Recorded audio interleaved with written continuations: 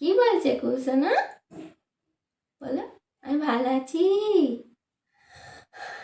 হ্যাঁ হ্যাঁ বলো, হ্যাঁ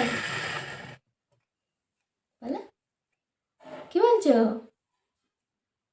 পাপা পাপা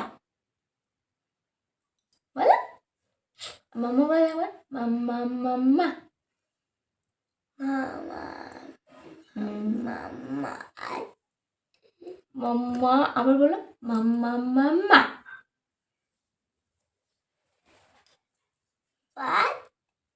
পাপা যায়, আরে হামি দাও তো, আরে হামি দাও তো, এখানে।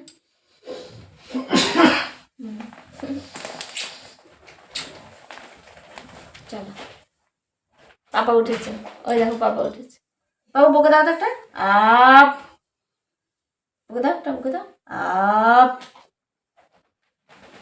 বকে না। তো এখন 7টা বাজে, আর কুসুনার হাসি মুখটা দেখে বুঝতেই পারছো ওর রাতে খুব সুন্দর ঘুম হয়েছে আর খুব ভালো আছে। প্রভুর দয়াতে এখন আমার মেয়ে খুব ভালো আছে।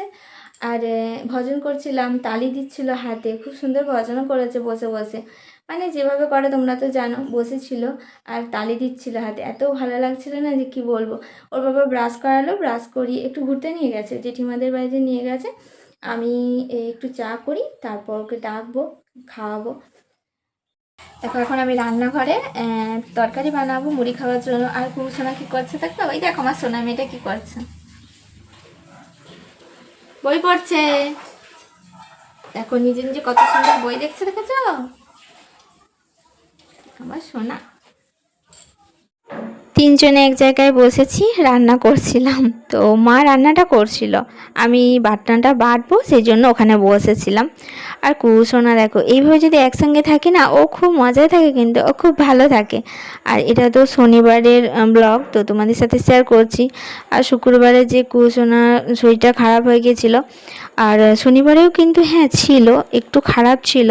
তার আগের দিন যতটা পরিমাণে ফিটসটা হচ্ছিল, মানে বারে অনেকবার তো হয়েছে, আর শনিবারে কিন্তু তার থেকে অনেক কম হয়েছিল। আর একটা ডেইরি মিল্ক এনেছে ওর বাবা ওর জন্য, সেটাই আর কি কাটার জন্য আমাকে বারবার দিচ্ছিল, আমি একটু কেটে দিলাম, আমাকে খাইয়ে দিল, আবার দেখো ও দিদিকে দেবে, তো মানে বুঝতে পারছে না কোন দিক দিয়ে ঘুরে দিদিকে খাইয়ে দেবে। তো সেটাই আর কি আমি একটু ঘুরিয়ে বসিয়ে দিলাম। তো মাঝে মাঝে আর কি এই হয় মেয়ের, তো কোনটা কি করবে বুঝতে পারে না। তো চলো যতখানি বোঝে তাই নিয়েই আমি ভালো আছি, শান্তিতে আছি, সুখে আছি। আমার প্রভু সর্বদাই আমাদের ওপর দয়া করছেন। আর আমার মেয়ে একটু একটু করে অনেক কিছুই শিখছে। তো এত বড় তো একটা ঝড় গেল, তার থেকেও দেখলে কিভাবে পরিত্রাণ পেলাম। আর মেয়ের মুখে হাসি দেখতে পাচ্ছ, তার মানে ভাবো, তোমরাই দেখো যে আমরা কতটা ভালো আছি, সুস্থ আছি, সুন্দর আছি। আর সন্তান সুস্থ থাকলেই পরিবারের সবাই সুস্থ থাকবে, ভালো থাকবে, খুশিতে থাকবে। মা বাবি তো অনেক চিন্তা হচ্ছিল, যাই হোক তারাও চিন্তামুক্ত হয়েছে। তো রান্না করতে করতে এই মেয়েকে নিয়ে উঠে আসলাম। ও ঘুমিয়ে পড়েছিল, শরীরটা খুব দুর্বল, তো মাঝে মাঝে যখনই ওই ঝটকাটা আসছে তখনই একটু করে ঘুমিয়ে পড়ছে, মানে শরীরটা খুব দুর্বল হয়ে যাচ্ছে। তো ওকে নিয়ে শুতে হয়েছিল, কিন্তু আমি আর কি ঘুমাবো, ঘুম তো আসছিল না। তো বাইবেল পড়ছিলাম। আর যতক্ষণ ও ঘুমিয়েছিল, হ্যাঁ 2 ঘন্টা মতো শুয়েছিল, আমি বাইবেল পড়ছিলাম। এখন তো বাজে 2:40 বাজে, তো খাওয়া দাওয়া হয়ে গেছে সবার। আর কুহুসনা এখন কি করছে জানো তো, ওর তো ঘুম হয়ে গেছে, ও তো একটু ঘুমিয়েছিল। আর শরীরটা তো খারাপ, তোমরা বুঝতেই পারছো দেখে। তো ও তখন ঘুমিয়েছিল, ভালোই হয়েছে ঘুমিয়েছে, শরীরটা বেশ ভালো আছে এখন। আর ওর বাবা শুয়ে আছে, ও পাশে শুয়ে শুয়ে ওর বাবা চুল টেনে দিচ্ছে, এরকম এরকম করে এত সুন্দর এখন চুল টেনে দেয়। আগে কিন্তু এটাও পারতো না, মানে এত জোরে টানতো, ও তো বুঝতো না তো যে কতটা কি মানে চাপ দিতে হবে, টানতে হবে, তো আমাদের লাগতো। এখন কিন্তু খুব সুন্দর ও আস্তে আস্তে চুলগুলো কি সুন্দর টানে। আর আমার যখন চুলটা ধরে, তো যখন বলি যে ছেড়ে দাও ছেড়ে দাও, তখন কিন্তু ছেড়ে দেয়। তাই এগুলো আর কি ছোট ছোট ইমপ্রুভ তোমাদের সাথে মানে শেয়ার করতে ইচ্ছা করে আমার। আর মেয়ের শরীরটা কতটা মানে খারাপ, তার মধ্যেও আমরা যে হাসি মুখে আছি, আর হাসি মুখে তোমাদের সাথে যে ভিডিও শেয়ার করছি, সেটাও কিন্তু একমাত্র আমি শক্তি পেয়েছি আমার প্রভু গুরু যিশুর কাছ থেকে। তো ওনার কাছে প্রার্থনা করে সত্যি আমি সব সময় সব কিছু পাচ্ছি। দেখো না মেয়ে কত অসুস্থ ছিল, এতটাই কষ্ট হচ্ছিল মেয়ের, আর কালকে থেকে মেয়ে এখন অনেক ভালো আছে। ধৈর্য তো ধরতে হবে বলো, ওই মন ধৈর্য আর বিশ্বাস প্রভুকে দিয়েছি, তাই এখন কত সুন্দর আছি, চিন্তা নেই ভাবনা নেই। চিন্তা করে তো আগে অনেক কষ্ট পেয়েছি, অনেক কষ্ট পেয়েছি, কিন্তু এখন আর সেসব চিন্তা নেই। জানি মেয়ের একটু কষ্ট হচ্ছে, ঠিক আবার হয়ে যাবে, ঠিক হয়ে যাবে, ও ভালো হয়ে যাবে। যাই হোক মেয়ে এখন ভালো আছে, কুসুনা অনেক ভালো আছে। সত্যি তোমাদের সাথে পুরোটা শেয়ার, এখন মাম্মা মাম্মা বলছে, ঘরে মেঝেতে শুয়ে আছে দুজনে, আমি শুনতে পাচ্ছি ও মাম্মা মাম্মা বলছে। পাপা তো বলছে যে মামা কোথায় গেল, আমাকে ডাকছে মাম্মা বলে। আর মাম্মা যে বলে ওটাও কিন্তু তোমাদের সাথে শেয়ার করেছি। তো চলো, এই মানে ফিটস যে প্রবলেমটা সত্যি এত বড় সমস্যা না, কি বলবো। সব সময় এত, এখন তো আর ভয়ে ভয়ে থাকি না, কিন্তু এক সময় থেকেছি। এখন যে আমার ভয় পায় নাই, কিন্তু আমার শ্বশুর শাশুড়ি, আমার হাজবেন্ডেরও একটু একটু ভয় পায়, সত্যি কথা বলতে।